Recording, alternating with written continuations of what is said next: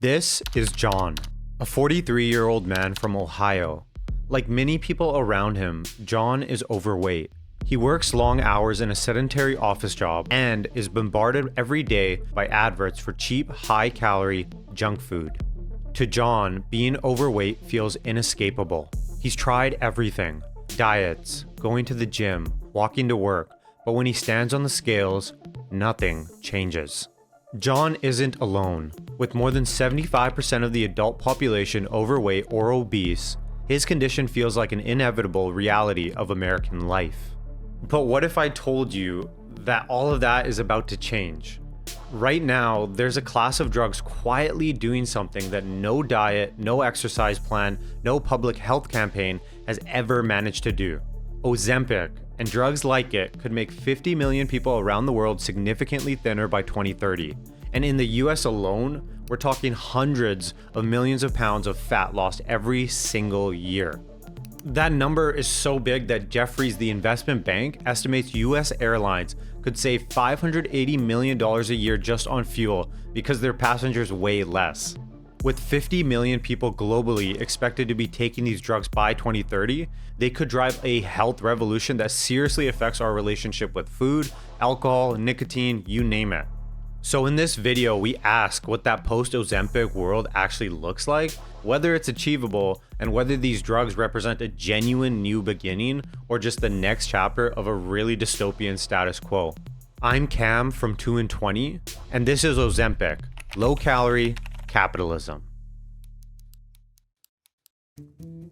So we've all heard of Ozempic, but there are tons of competitors in the space. So we asked Andrew from the 2 and 20 team to look into their origin. Take it away, Andrew. So Ozempic is actually like part of a family of drugs called GLP-1. And these also include Mounjaro and Zepbound, which are made by Eli Lilly, and then also Wegovy, which is also made by Novo Nordisk. And the results have been honestly pretty remarkable across multiple clinical trials. A 2021 study found that a weekly shot of semaglutide, which is the scientific name for Ozempic, over 68 weeks led to an average reduction in body weight of 14.9% in the test group versus only 2.4% in the placebo group. So in a world where more than 40% of US adults are obese, the potential addressable market for the treatment is enormous. Eli Lilly's GLP-1s, Zepbound and Mounjaro, are the fastest drug launches in US history. All this while only 10% of the obese population is being treated. The explosive growth of demand has been huge for the pharma industry. So much so that Denmark's Novo Nordisk, which produces Wegovy and Ozempic, is now one of the main drivers of the Danish economy. Okay, so these are the big numbers and that's fine, but how do they actually work? Yeah, so on the most basic level, drugs like Ozempic, they're kind of like appetite suppressants. So they mimic this hormone called glucagon-like peptide 1, which is released naturally in our gut. And you can more or less say that these help us to lose weight in 3 different ways. First, it causes food to pass from your stomach to your intestine more slowly, making you feel fuller and therefore making you eat less.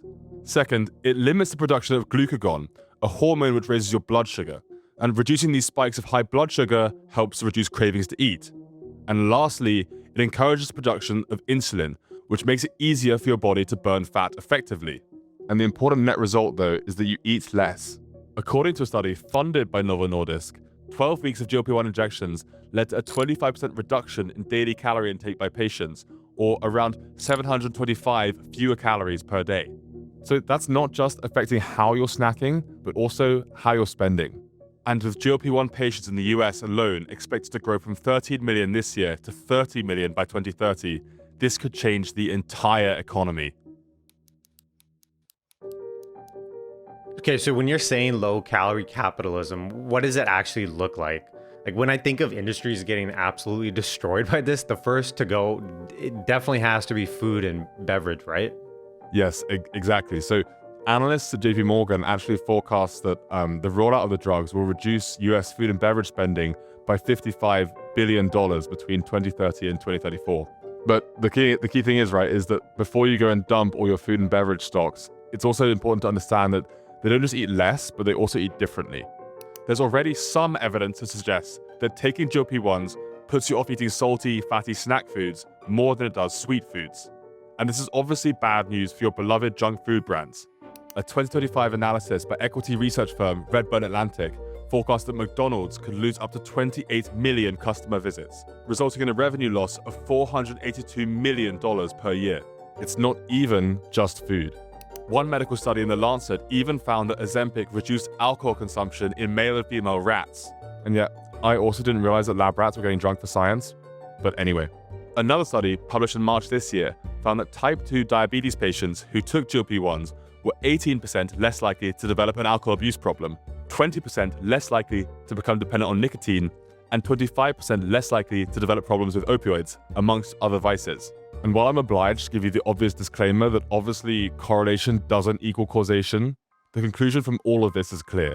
GLP-1s have the potential to massively reshape our eating and spending habits, as well as the entire consumer economy as we know it today. Okay, so you're saying they make us eat less, but I can name a bunch of off-market drugs that do the exact same thing. So how is this going to affect society just more broadly speaking? Yeah, so I guess the way to think about this is that poor health, it doesn't just impose costs on us as individuals, it imposes costs also on society basically as a whole. Now, I know that some people watching might not like the fact that we're talking about, human health in evil economic terms, but just hear me out for a second. The fact is that developed economies spend billions each year on treating health problems stemming from obesity. In the US, healthcare spending on GLP-1 related categories like diabetes, angina, and heart failure totals $850 billion per year. So economists at Goldman Sachs forecast that if you extrapolated the results from these trials, you could see reductions in spending on these categories by $300 billion per year. That's a lot of money. But healthier societies don't just have lower healthcare bills. They're also richer. People who are sick cannot work. They take more sick days. They die earlier, and they require more people to care for them. Taken together, the Goldman economists believe that the combined effect of this is a 10% reduction in American GDP. Multiple studies also show that people suffering from obesity are less likely to work and less productive when they do. Ozempic has the power to change that. Across different scenarios of both the drug's effectiveness in reducing weight loss and the uptake of the drugs in the population, Goldman estimates that by 2028, it could raise US GDP by 0.4% in the baseline scenario and by more than 1% in a plausible upside case. So that is something worth chewing on. Real quick, over 96% of you are not subscribed. It takes 2 seconds. You're already this far into the video. If you like it, hit the subscribe button. It means a lot for the channel. Now back to the video. Dude, these sound like miracle drugs. Like people are losing weight and they're getting healthier. Society gets richer. Drug companies are raking in cash. Airlines, you're saying, burn less fuel. Literally everyone is winning except McDonald's. Like, am I missing something here? Like, what is the catch? Yeah, so the primary barrier is, of course, like patient access. So the World Health Organization actually forecasts that by 2030, less than 10% of the people who could actually benefit from these medications will actually receive them. And so, for starters, suppliers only just started to catch up with demand. Prescriptions for GLP-1s rose by 587% between 2019 and 2024, meaning that until recently, there just simply hasn't been enough to go round. But the deeper problem is financial. GLP-1 drugs are expensive. In the US, an annual course of Ozempic costs around $15,000 per patient. And it's not a one-off, because studies show that patients tend to put weight back on if they come off the drugs. So that's to say that $15K just becomes your annual subscription to stay thin. The problem is that in the US and other countries, government healthcare schemes generally don't pay for weight loss treatments out of the public purse. And while it varies from plan to plan, Medicare and many states' Medicaid pay for GLP-1 drugs like Ozempic and Mounjaro as prescribed treatment for type 2 diabetes, but not for weight loss alone, because this is deemed by the FDA as an off-label use of the drug. And because of this off-label designation, many private health insurers won't cover it either.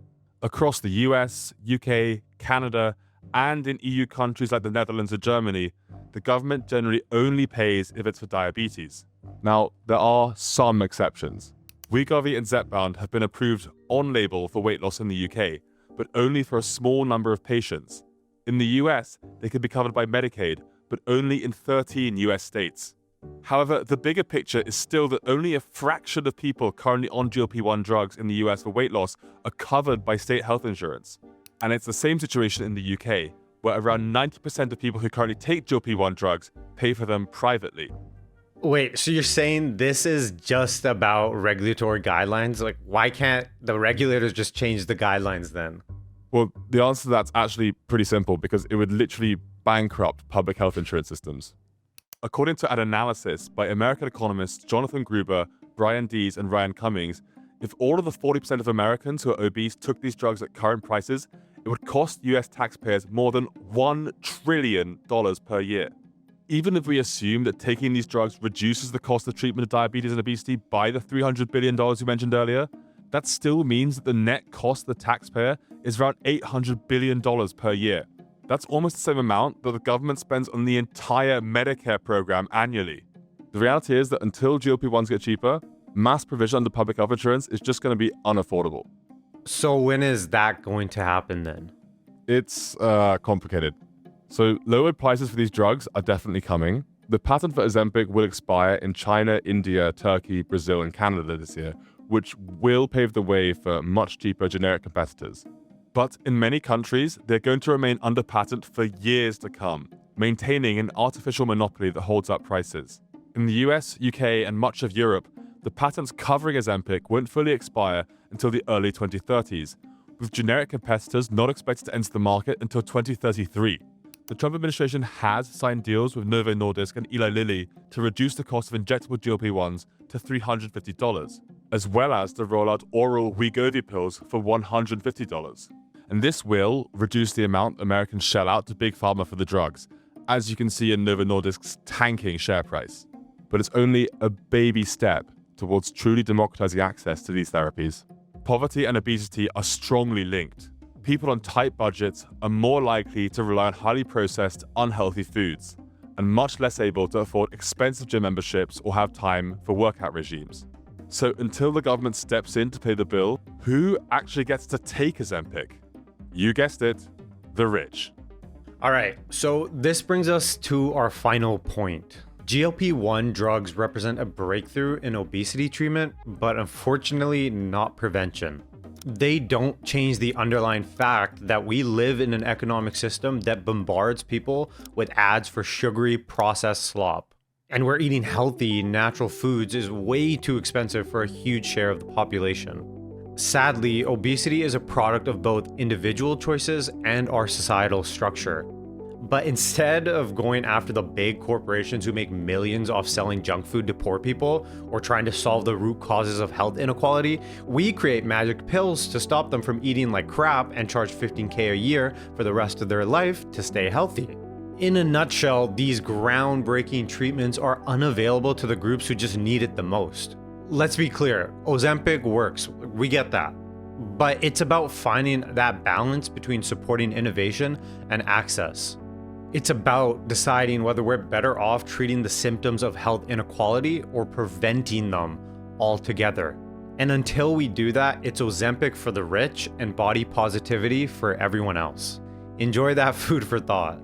Thank you for watching, subscribe to 2 in 20, and check out our Discord in the description. It's where we actually hang out and talk.